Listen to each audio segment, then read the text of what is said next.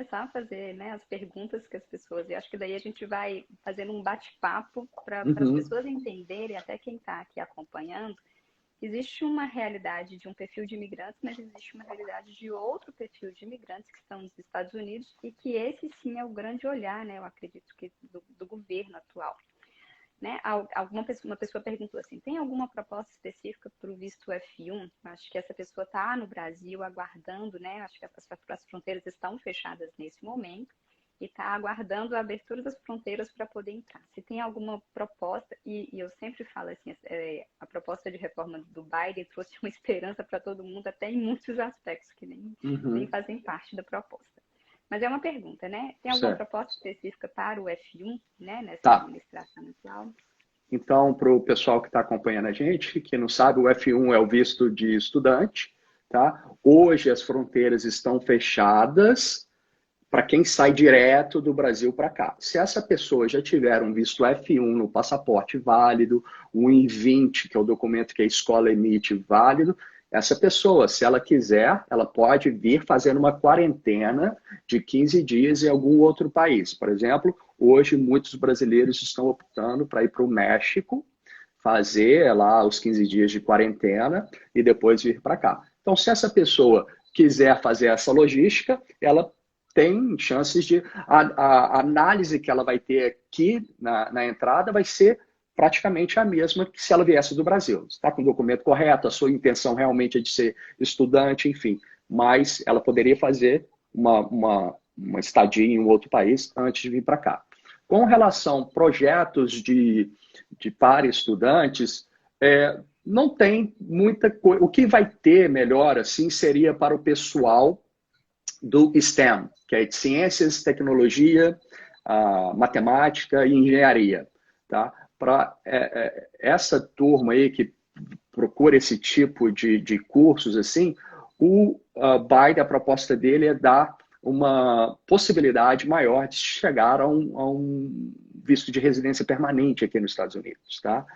O que vai acontecer com os estudantes é um alívio, uma amenizada nas ordens executivas ou nas proclamações do Trump com relação aos estudantes. Por exemplo, tinha um projeto de lei aí, uma proposta do ICE de limitar a estadia de estudantes aqui. O estudante, quando ele entra, ele não recebe uma estadia definida, igual um turista que recebe 6 meses.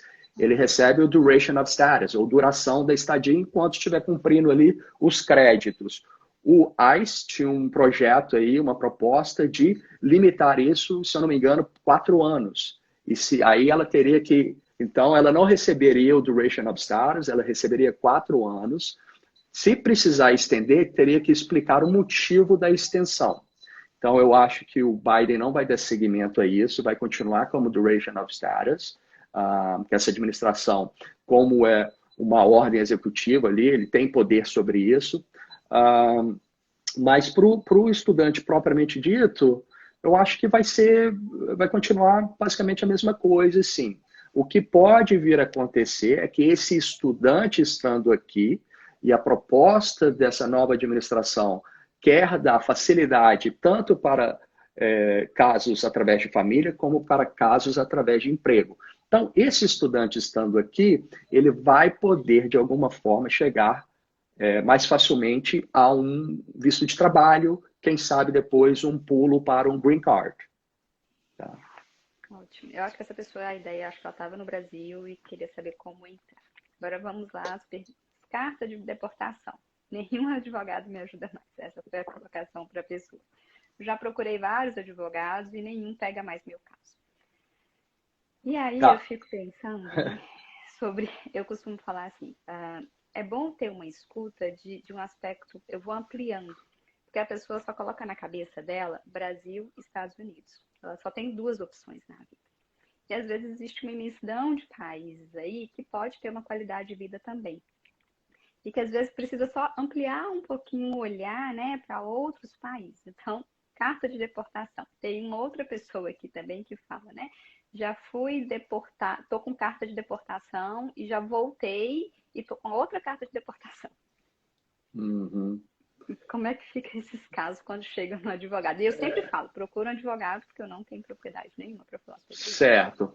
Bom, primeiro a gente tem que analisar as circunstâncias ali que levou essa pessoa a receber uma ordem de remoção do país. E também ver se ela, às vezes, reservou o direito ali de recorrer dessa decisão, porque a decisão ela só vira final, né, depois de 30 dias da decisão do juiz, que espera o período para você poder apelar. Se você não apela durante aqueles 30 dias ou reservou o direito de apelar, aquela decisão vira final e o ICE poderia agora executar aquela ordem de remoção e te colocar em processo de saída do país. Tá? Então, primeiro, por que você recebeu essa ordem de remoção? Foi simplesmente violação de leis imigratórias? Teve outros crimes? Teve alguma outra situação? Tá?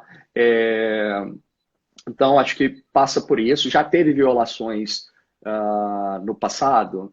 Então, tem que analisar o que aconteceu ali no processo, porque, de repente, pode, inclusive, entrar com pedido de reabertura do caso. Se teve, às vezes, se ela contratou um advogado para defendê-la e teve uma falha técnica do advogado ali, de repente pode alegar isso, ineficiência do profissional e poder reabrir o caso novamente. Então, tem que realmente analisar. Essa outra pessoa que teve múltiplas entradas e ordens de remoção, tanto essa quanto a outra pessoa, também tem que ver se tem algum parente americano, um cônjuge americano, que poderia, às vezes, ajudar no processo. Mas quem entra, tem ordem de deportação, é deportado, depois volta irregular de novo, pode ter que passar por um bar permanente dos Estados Unidos, né? Essa pessoa, inclusive quando a pessoa é removida e volta irregular novamente, ela pode estar cometendo um crime, não mais só uma violação administrativa, que imigração é administrativo, mas quando ela entra uma segunda vez irregular, se a promotoria federal quiser, pode colocar um processo criminal em cima dessa pessoa e tomar ali alguns dias ou meses de cadeia numa prisão comum. Depois desse tempo cumprido ali, ainda o ICE vai pegar essa pessoa agora para fazer o processo de remoção dessa pessoa. Então tem que ter muito cuidado com essas entradas irregulares múltiplas vezes, porque isso pode ter consequência, inclusive a gente não sabe ainda direito o escopo dessa anistia aí pretendida pelo Biden, de se tiver múltiplas entradas irregulares, essa pessoa pode até acabar ficando de fora ou ter mais dificuldade de se encaixar ali nos termos dessa anistia, por exemplo. E é até um alerta, né? Quem veio, né, gente, eu queria dar esse alerta aqui nessa live, não indica teu processo para outra pessoa, né? Sempre indica essa pessoa a procurar um advogado. Parece uma informação simples, mas não é. Tá? Uhum. Não é um processo simples. A indicação sempre é para o caminho que eu passei. Né? É esse o comum das pessoas. Por isso que todo mundo vai cometendo no mesmo erro, de buscar Exato. uma imigração irregular. O que acontece que eu vejo muito? Fulano conseguiu isso dessa forma. E conseguiu isso dessa forma, você vê que foi de uma forma irregular e acabou passando pela imigração. Eu costumo dar um exemplo de um motorista que todo dia é acostumado a passar naquele sinal vermelho ali na esquina de casa. Todo dia, nunca tomou uma multa. Isso não quer dizer que ele não esteja fazendo uma coisa errada, entendeu? Uma hora, não é porque está dando certo que deu certo para um, que vai dar certo para o outro. Então, assim, tem que ter muito cuidado, assim, ele conseguiu entrar, não teve problema nenhum, ou ele deu uma entrada com um pedido e colocou informação falsa, fraudulenta ali, conseguiu algum benefício, tem que ter muito cuidado com isso. E tem até uma outra pergunta que fala sobre isso. Conheço uma pessoa que foi deportada e conseguiu o visto depois. Então, pode acontecer. Conseguiu o visto como? Essa pessoa que foi deportada, de repente, ela foi deportada desde o aeroporto, aí ela teria um barramento de 5 anos, Aí depois ela conseguiu um casamento, às vezes com um cônjuge americano, o cônjuge americano deu entrada nesse pedido, aí pode ter feito um pedido de perdão, um indulto aí, por algum motivo que a gente desconhece aí, e foi aprovado, essa pessoa poderia chegar, sim, a um visto de residência permanente. Deportação não quer dizer fim da linha. Então, a pessoa, às vezes, ela tem maneiras de chegar a um visto de outras formas.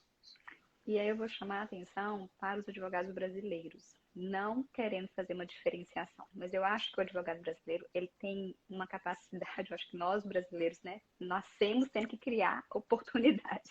O americano, ele tem uma linha mais definida, assim. Uhum. Então, eu falo que quando a gente procura um advogado brasileiro, ele vai criar mais alternativas dentro do que é possível na lei.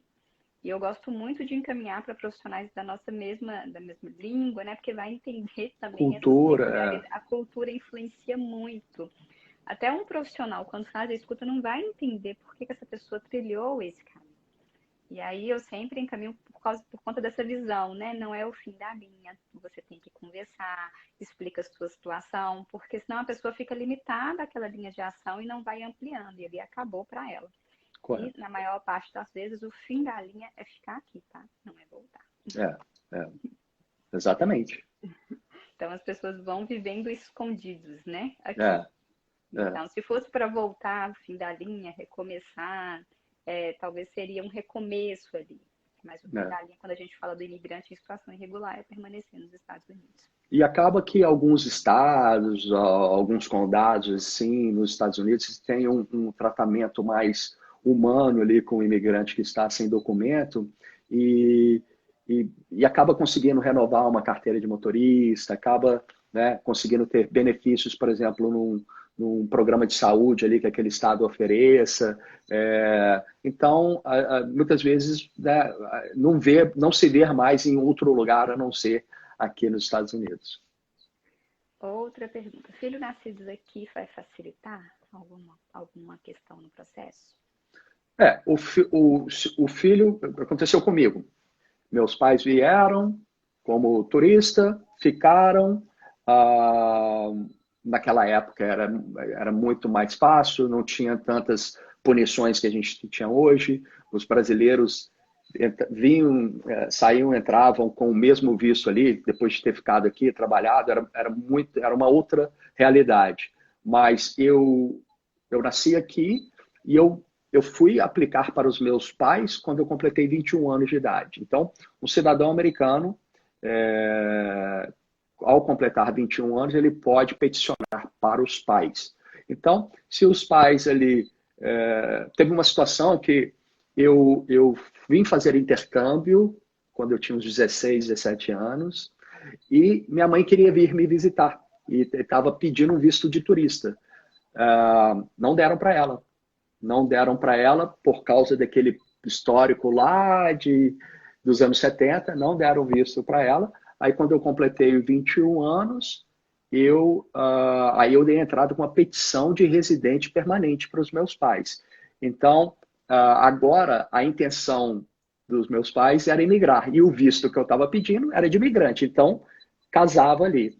Aí, quando minha mãe pediu o visto de turista, ele podia achar que ela queria imigrar, como fez no passado, e acabaram não dando. Então, filho americano pode pedir para os pais ao completar 21 anos. Se a pessoa já está irregular aqui nos Estados Unidos, o filho, para termos de perdão, de indulto, o filho não é considerado parente qualificado para o perdão, que é o chamado qualifying relative. Tá? Então, eu acho que o legislador ali na hora de propor esse, que é o I-601A, é o Provisional Waiver, o perdão provisional, ele pensou, a gente vai ficar muito fácil para o imigrante ter um filho aqui e se beneficiar só porque tem um filho, ter uma condição imigratória mais favorável. Então, o filho ele não pode ser utilizado por esse imigrante irregular para fazer o pedido de perdão. Acho que tem uma pergunta que vai ser semelhante a essa. Tive um filho aqui, fui deportado 2 vezes. Quando ele completar 21, ele pode me passar o documento? Então, aí tem que ver quanto tempo isso Está aqui, aconteceu. né? A pessoa está aqui, Os tá? dois, o filho e a É, pessoa. é. Ah, geralmente tem que ver como que isso ocorreu, porque a pessoa ela poderia ter um barramento aí até às vezes permanente ou até de 20 anos, tá? Então, por ter essas múltiplas entradas irregulares e múltiplas deportações, isso poderia às vezes afetar essa pessoa. Ela não conseguiria receber, fazer um ajustamento de status aqui por dentro. Outra pergunta. Casei e fui abandonado, né? Foi abandonado antes da aplicação. Posso ter algum problema se eu casar de novo? Tá. Então, esse primeiro casamento, como o cônjuge americano não deu entrada na petição em 130, não sei se tem já o divórcio, né? Esse abandono, eu não sei se significa divórcio, é, então ela não se beneficiaria. Agora, se tivesse dado entrada com a petição em 130, ela já tivesse tido aquela entrevista, recebido, às vezes, aquele green card condicional de 2 anos ali, ela poderia, sem o cônjuge americano, dar entrada numa petição para remover as condições ela mesma, a pessoa mesma, sozinha, sem assinatura, desde que ela comprove algumas coisas que ela mereça ter a isenção da necessidade da assinatura do cidadão americano. Então, eles vão estar olhando ali, naquele momento, se o casamento realmente era verdadeiro, sabe? Então, vai ver todo, durante esse tempo até o divórcio, a vida do casal junto, se realmente tinha conta conjunta, movimentavam, tinha documentos, né? Uma vida normal, assim, que um casal é. Então, vai analisar isso. Agora, um novo casamento, se o casamento for de boa fé, não teria problema. Então, ela só poderia casar também se ela já tivesse divorciado do primeiro casamento. Então, se já teve um divórcio, ela casando com. Eu costumo falar que essa pergunta ela tá cheia de coisas por trás, né? É. Assim, e é Uhum. muito difícil, e a gente sempre vai falar, a minha presença, eu não tô com quadro de ansiedade. Impossível te falar dessa ansiedade se você não me trouxer todo o contexto. Às vezes a ansiedade é pontual, às vezes está no seu contexto de vida como um todo. Outra orientação, gente, isso aqui são perguntas muito específicas, né, bem pontuais, sem contexto nenhum. Nenhum profissional vai conseguir conduzir os casos assim. Quando a gente vai fazendo essas lives, é para vocês aprenderem a buscar informações, aprender a fazer escuta. Eu tenho um hábito, assim, que eu viro fã de profissionais. Então, eu começo a beber o conteúdo dos profissionais o tempo inteiro, né? Porque é esse conteúdo que vai me fazer ampliar. Eu costumo falar que sem informação a imigração não tem como caminhar. Se eu não começar a fazer busca de informação segura e não com o meu vizinho do lado que passou por experiência, eu vou copiar a experiência dele, a gente não vai sair desse ciclo, né, de É, adoecimento, de medo. Então, aqui é só um contexto pontual para as pessoas exato. aprenderem, né? E É. trazer você aqui é para que as pessoas comecem a acostumar com o seu rosto. E antes, assim, eu lembro que às vezes eu falava, mas qual que é o valor da consulta? Eu não tenho condição de pagar. Porque antes não tinha nem o valor da consulta ali acessível. Tinha um Uhum. medo de perguntar o valor. Olha, Uhum. né, Uhum. o nível de medo. E Uhum. aí hoje você entra no Instagram, às vezes já tem um link que te dá para agendamento da consulta online. A pandemia assim foi fantástica nesse sentido, porque Uhum. facilitou muito a comunicação.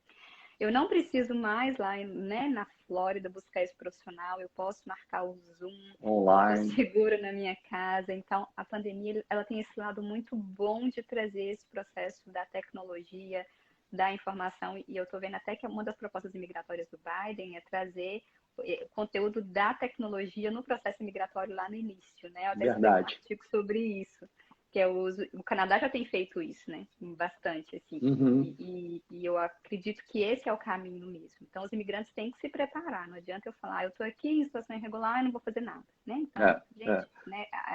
O contato com alguém aqui no rosto, né? Vocês vendo, é para vocês acostumarem mesmo a procurar informação. Não ficar com medo, o medo só paralisa.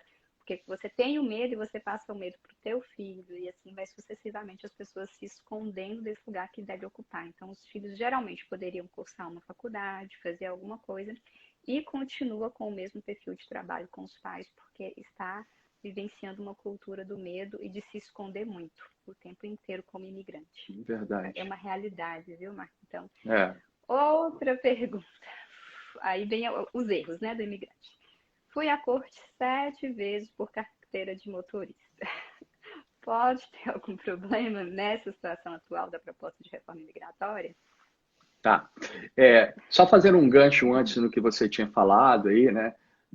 Das perguntas né, não são pontuais, assim, a pessoa também, né, tanto nas minhas lives, na sua, nos vídeos que a gente faz, a pessoa não deve se pautar simplesmente assistindo aquilo. Ela precisa, né, de uma consulta individualizada para uma análise mais aprofundada. Então, não tomem nenhuma atitude com base no que você assiste em vídeo, com base, né, cada caso vai ter uma peculiaridade diferente. Às vezes a gente dá a informação de uma maneira generalizada, mas para dar um parecer melhor, precisa entender a fundo o que aconteceu ali com o seu histórico. Bom, a carteira, eu imagino que ele foi para a corte de trânsito, de tráfico. Se não virou, às vezes, um caso criminal, propriamente dito, se não teve condenação, e se ficou só mesmo ali um pouco na esfera administrativa, acho que não teria tanto impacto aí nessa proposta do Biden de regularizar. Agora, se tem DUI, né, que é dirigir alcoolizado, enfim, ou sob influência de alguma droga, isso aí já pode começar a trazer problemas para a pessoa, porque é um crime muito sério, né? Beber e dirigir, assim. Eu trabalhava lá na corte de imigração no Texas como promotor, e uma das coisas que a gente mais via era pessoas ali em processo de remoção por DUI, por ter bebido e dirigido, a polícia prende e encaminha para o ICE. Então a pessoa estava ali porque acabou bebendo e dirigindo. Então, se for situações simplesmente administrativa, acho que não teria tanto impacto aí para essa pessoa conseguir algum benefício, caso, né, essa anistia passe. E começar a rever o teu comportamento, né? Porque, assim, sabemos que é crime, por que continuar com essa cultura do nosso país de origem, de que é permitida, entre aspas, né? De que não vai ter nenhuma fiscalização. Isso é tão cultural, não muda, né? Eu costumo falar que a gente só muda de lugar, mas o que a gente carrega está aqui dentro. Então, agora também mudar, né? Agora também tem que ver, 7 vezes, olha, eu nunca fui parado. Tá? Eu dirijo aqui há décadas e nunca fui parado. Às vezes essa pessoa está dirigindo de uma maneira imprudente que faz a polícia parar ela. E quando a polícia para, vai pedir para carteira, não tem carteira, e tudo começa ali. Então, se principalmente você que está de forma irregular, não tem o documento, procura ficar, que a gente chama under the radar, né? Faz tudo direitinho, para no stop sign, para na luz vermelha, dirige no limite de velocidade, assim. Eu não quero que você dirija sem carteira de motorista, mas se você tiver que fazer isso, respeite as regras de trânsito, né? Porque 7 vezes está demonstrando às vezes, um comportamento aí que está levando. E uma realidade, às vezes, eles vêm muito novinhos, né? Eu já vi jovens de 16, 17 anos chegando aqui, não tinha experiência com habilitação no Brasil, aprende a dirigir aqui, sem a carteira. Então, aprende sem ter nenhuma formação específica para isso. Então, acredito que pode ser, né? A gente vai colocar sempre como hipótese, e é hipótese de verdade, que é um caso desse. Não aprendeu a dirigir e vai cometer os mesmos erros sempre. É uma realidade do imigrante. Outra pergunta. Cheguei pelo Caicai e nunca fui à corte. Esse Caicai, assim, eu comecei a estudar. Eu demorei a entender o que é Caicai. Porque quando você vai na pesquisa, não aparece só o conteúdo em português, porque é o nome que o brasileiro colocou. E quando eu fui entender isso, aí eu fui atrás de fazer a pós. E eu colocava para os advogados que estavam na pós-graduação comigo, estava todo mundo no Brasil, ninguém entendia muito o que eu falava, o que é o Caicai. Então, primeiro começa explicando, e os brasileiros estão utilizando muito isso. infelizmente. E teve um período, acho que bem no governo do Trump, ali, quando ele estava, num período que ele estava mais falando sobre isso, e aí eu falei, meu Deus, agora vai parar. E não, aumentava. Sempre eu via pessoas chegando e os pais se separando, né? Ah, eu entrei com meu filho e o meu marido entrou com minha filha, sabe? Começaram a Uhum. fazer esse processo. E aí eu falei, como é que vocês ficaram sabendo disso? É, Né? é, Que cultura é essa? Quem ensinou isso a vocês? Então é. explica um pouquinho e por que tem que ir à corte. E a pessoa falou, Certo. não fui e não quero ir. Então, o Cai-Cai foi um pouco da uma política implementada pelo governo Obama, tá? Que é o chamado Catch and Release. Tá? O Catch and Release, tradução literal, é pegar e soltar. Então, o governo apreendia a pessoa ali ao atravessar a fronteira e, por entender que aquela pessoa tinha baixa periculosidade ou estava vindo como família, com um filho pequeno, não queria manter aquela pessoa detida ali numa detenção de imigração, porque até por espaço mesmo. O ICE, ou as agências de imigração, para manter uma pessoa detida, ela tem que primeiro ter espaço nas detenções. Então, o que a gente fala homem-cama. Então, cada pessoa tem que ter uma cama disponível ali. Então, como vinha um fluxo muito grande de pessoas com essa baixa periculosidade, o que estava acontecendo era mais uma violação imigratória, não tinha um histórico criminoso. Então, a política urbana falou: você coloca essa pessoa em liberdade para responder esse processo administrativo de remoção do país em liberdade. O governo emitia uma nota de comparecimento à corte por uma data futura e a pessoa simplesmente entra aqui na sociedade e some, desaparece, não dá sequência naquela data, ou às vezes não passa um endereço correto para o ICE enviar, às vezes, uma nova data. Então, o que acontece? O juiz ali, ele vai acabar dando uma ordem de remoção à revelia daquela pessoa, mesmo ela não estando presente, porque era obrigação dela ter comparecido à data que foi informado para ela à corte. Então, chega lá, faz alguma tentativa, 2 tentativas não consegue, o juiz acaba dando remoção à revelia dessa pessoa. Então, essa pessoa agora, se ela já tem uma ordem de remoção do país, ela teria que tentar reabrir esse caso e reverter essa ordem de remoção. Alguma coisa que ela não teve o due process, que é o devido processo legal de saber que teve uma mudança de data e ela não foi informada e por isso ela não pôde se defender.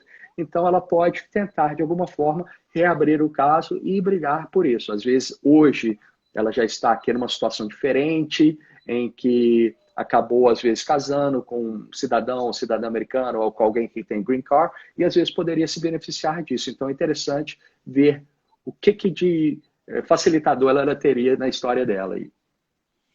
Uma outra pergunta, essa pergunta é minha, né? Que é uma dúvida que eu tenho em relação aos refugiados. Eu sei que você trabalhou na fronteira com eles. Qual que é a demanda de refugiados de brasileiros? Porque eu já vi gente falar que está em processo de refúgio, mas não saber utilizar o Cai-Cai como um termo de refúgio.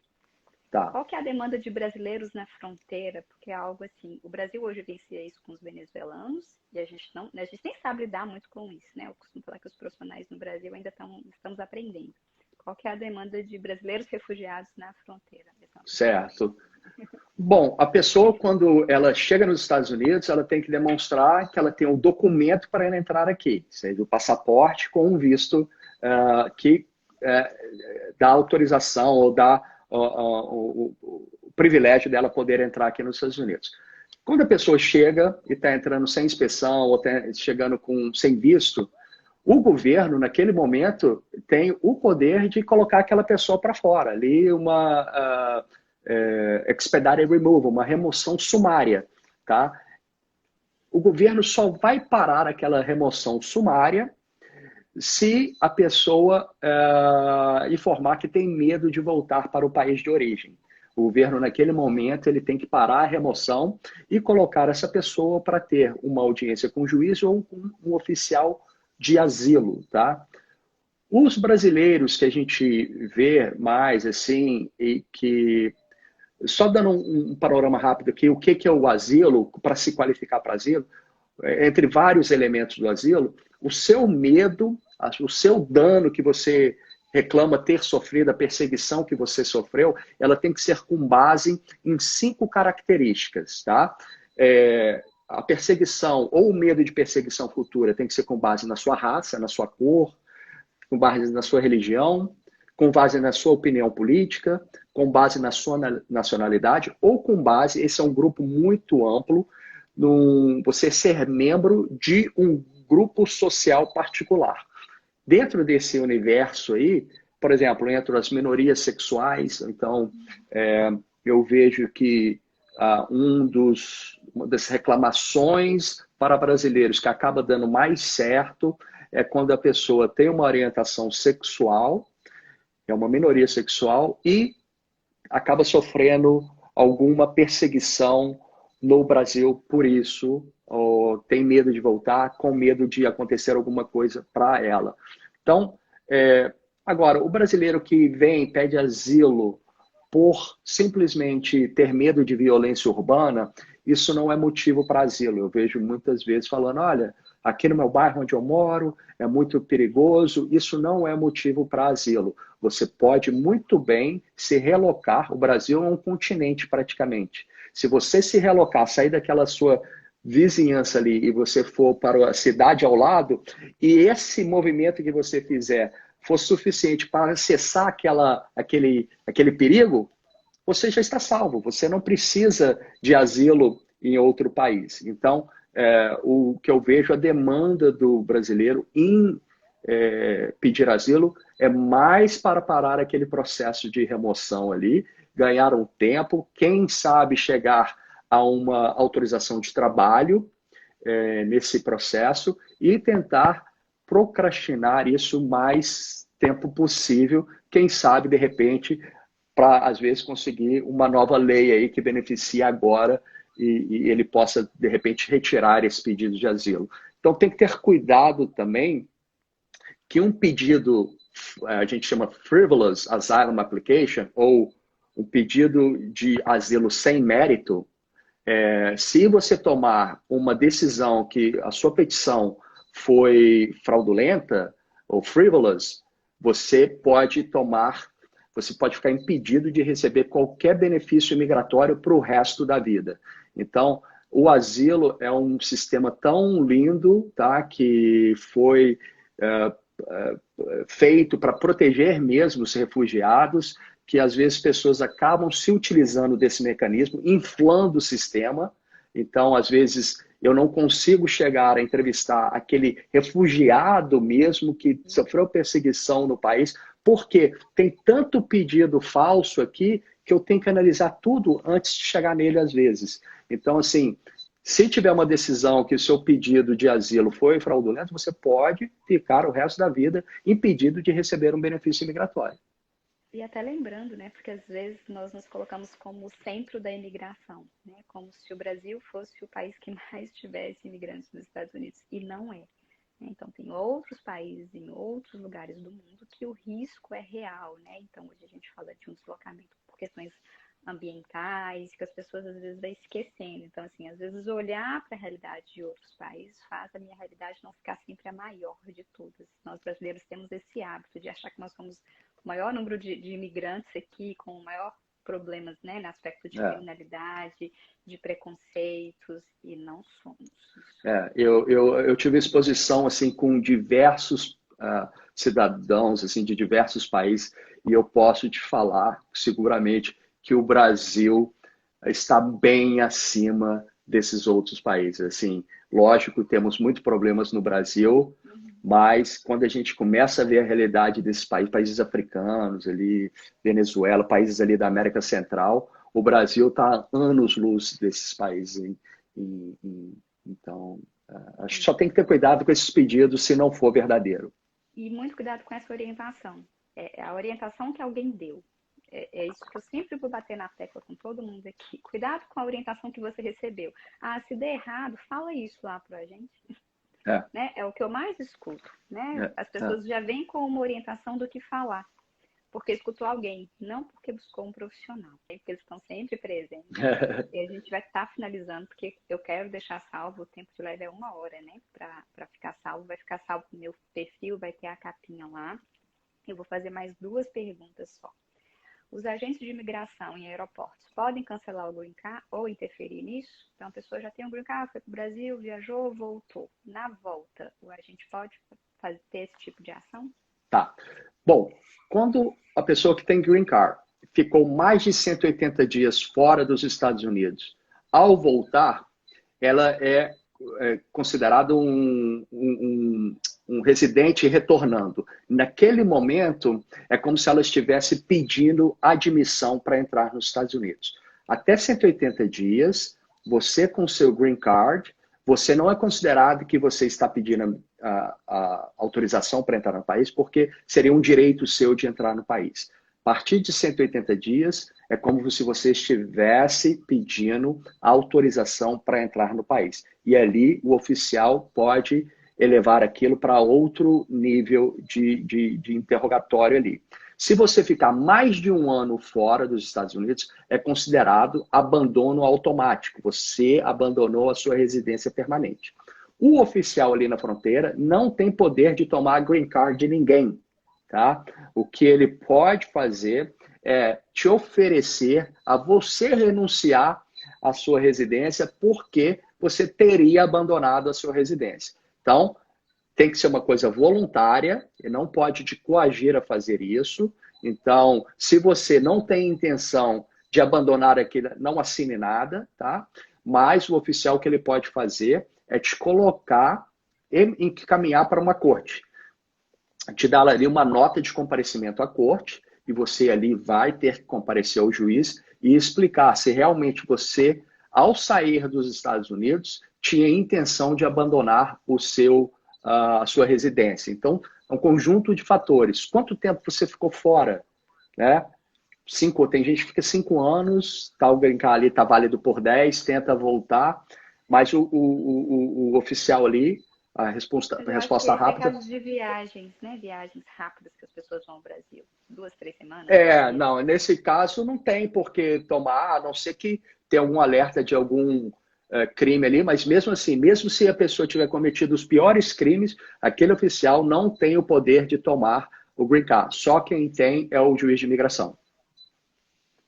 Tem muitas perguntas aqui na caixinha de perguntas. Qual a probabilidade de aprovação do EB2 para advogado? Tá.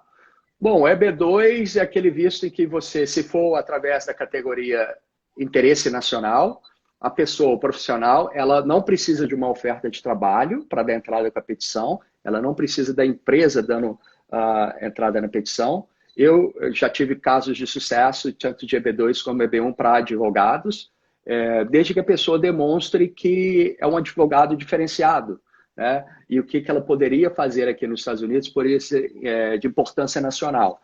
Então, às vezes é um advogado que gosta de escrever, tem artigos publicados, escreve capítulos de livros, tem teses que acabam sendo citadas por outras pessoas, pela própria corte, né, pelos próprios tribunais no Brasil. Esse seria um bom candidato para um EB2. Tem uma pessoa que está em transição de F1 para o EB3. F1 para o EB3. Pode ser feito, tá? O F1... O I-140 aprovado e mandei todos os meus documentos para o pedido de Green Card. Ok, já tem, isso é bom, já tem o I-140, provavelmente agora já está na fase do ajuste de status, que é fazer o ajuste do status de estudante para agora de residência permanente. Se tiver tudo ok com o histórico imigratório e criminal dessa pessoa, ela poderia chegar ao Green Card dessa maneira. Ótimo. E a última pergunta, se vai ter alguma mudança da idade do DACA, de 16 para 18 ou 19? Olha, eu não fiquei sabendo dessa intenção de aumentar essa idade aí. O que vai ter é o momento em que acontecer essa anistia aí, proposta pelo Biden, se acontecer, todo mundo torcendo para que aconteça, mas por enquanto está em termos de promessas, de proposta ainda. Se acontecer, aquele pessoal que tem DACA hoje já poderia aplicar automaticamente para uma residência permanente. Essa é a proposta do Biden. Tá? Para os outros, seria poder ter um status temporário legal aqui, por 5 anos, depois desses 5 anos, poder dar entrada numa residência permanente e depois, com 8 anos, dar entrada na cidadania. Ótimo. Muito obrigada. Tem muitas perguntas, tudo com esse conteúdo, né, dessa imigração confusa. Eu novamente vou falar, procura o Mark, marca uma consulta para fazer uma escuta, não tenha medo. Teve uma pessoa que perguntou para mim se o advogado poderia denunciar. Né, tem essa pergunta. Raiana, o advogado pode me denunciar? Foi uma pergunta. Eu falei, você tem que perguntar para ele lá no início da consulta. Realmente, eu não sei. Né? Então, assim, às vezes é esse medo. Então, minha ideia aqui é trazer vocês, profissionais da área do direito, para que as pessoas comecem a ter mais informações e se familiarizar com a fala, né, com a pessoa, porque tu não colocar essa pessoa tão distante. E eu gostei muito do teu perfil profissional, porque como você fez essa caminhada geral em todos esses lugares, e é brasileiro, para o outro brasileiro conversar com você, vai ser muito saudável no campo emocional. Então, muito obrigada mesmo. Obrigado você pelo convite. Obrigado aí a todos que participaram, assistiram a live, e aos que vão assistir no futuro, que a live vai ficar gravada aí. Obrigado a todos. Um bom dia e bom final de semana a todos. Para vocês também. Até logo.